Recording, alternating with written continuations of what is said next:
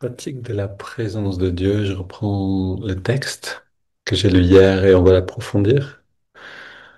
La compagnie que l'on fréquente, disait Yogananda, détermine en grande partie si notre énergie ira vers l'intérieur et vers Dieu ou vers l'extérieur et vers le monde. Une bonne compagnie est essentielle sur le chemin spirituel. Maître demande un jour un disciple, et si je suis seul, sois en accord intérieurement. L'illusion ne peut pas t'atteindre.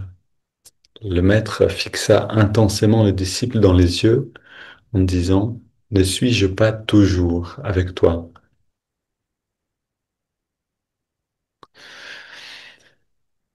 Donc, on a ici un enseignement, non pas seulement la réponse d'un de Yogananda à un disciple, mais finalement un enseignement qui nous est donné à travers une situation. C'est la manière que les maîtres, c'est de cette manière que les maîtres enseignent dans l'échange, dans le contexte d'une conversation qui est ensuite rapportée par un disciple. Alors, quel détail on a ici? Encore une fois, si on est dans la bonne compagnie, on va avancer dans la bonne direction. Si on est dans la mauvaise compagnie, on va avancer dans la mauvaise direction. Qu'est-ce que c'est la bonne et la mauvaise? Pourquoi est-ce que bien et mal ou bon et mauvais? Ce qui nous amène vers qui on est vraiment. On peut le considérer comme bon, ce qui nous éloigne de qui on est vraiment et qui nous attache plus encore aux limitations et une fausse identification, on peut le considérer comme le mal, c'est-à-dire simplement ce qui va amener de la douleur, de la souffrance. C'est donc au-delà d'une morale, bien sûr, très pratique ici. Donc si on reste dans une bonne compagnie, on va pouvoir aller dans la bonne direction. Si on est seul, on a besoin d'être en accord intérieurement, de s'accorder avec la bonne présence.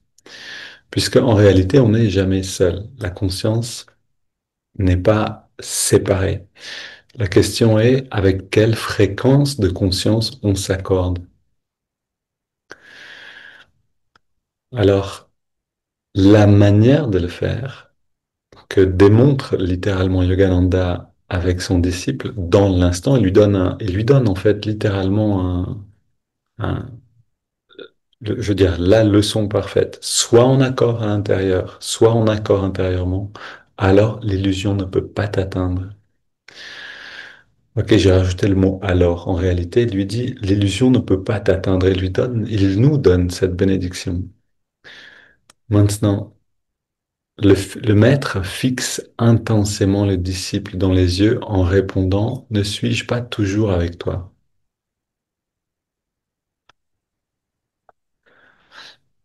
Comment fixer le maître intensément dans les yeux?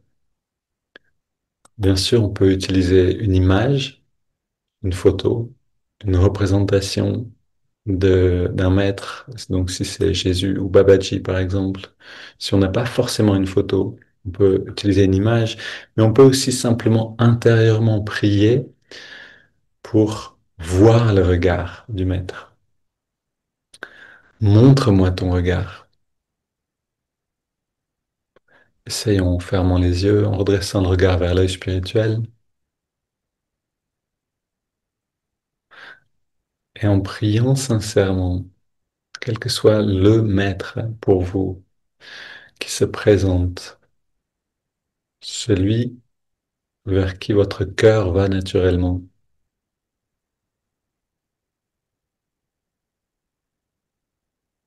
Et priez avec vos propres mots pour obtenir de recevoir son regard.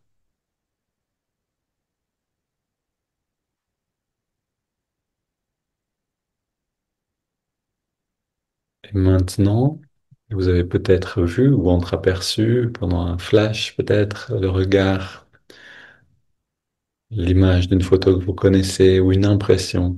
Maintenant, la clé pour pouvoir garder cette image intérieure, c'est le sentiment. Si je peux ressentir ce sentiment qui est dans le regard du maître, alors l'image va se former avec de plus en plus d'acuité.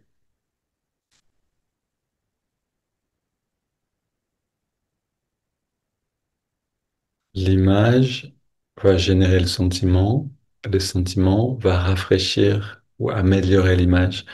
Maintenant, le but ici, c'est le sentiment, on est d'accord. On se sert d'une image pour générer un sentiment, puisque, et Yogananda l'a dit très clairement, le récepteur de la conscience, c'est le cœur. Le récepteur, pardon, de l'intuition, c'est le cœur. Et c'est par l'intuition qu'on va se mettre sur la fréquence que l'on désire. L'intuition, c'est le pouvoir intérieur de connaître Dieu. Si je peux ressentir le sentiment du regard du maître, la bienveillance, la sagesse, la compassion ou la joie tranquille, quelle que soit l'expression que je ressens,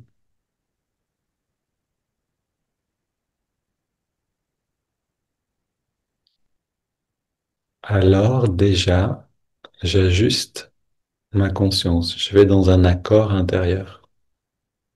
Essayons 5 respirations de garder le sentiment vivant dans le cœur.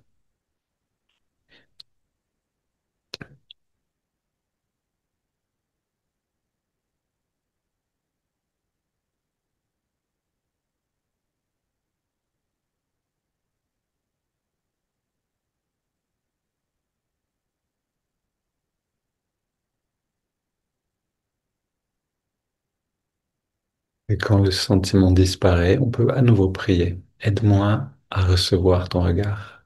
Aide-moi à percevoir ton regard. Emmenons cette pratique avec nous à travers la journée. Une belle journée à tous.